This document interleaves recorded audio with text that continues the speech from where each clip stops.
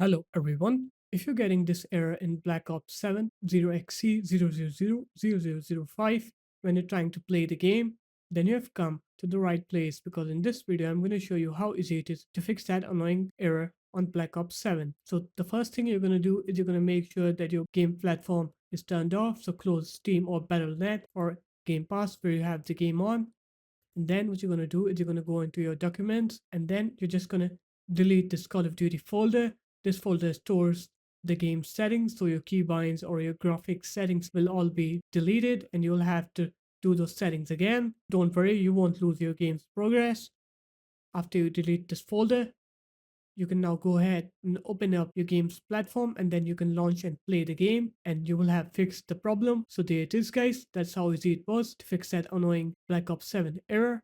If you guys found this video helpful, make sure to leave a like, comment and subscribe to the channel, and I'll see you in my next video. Peace.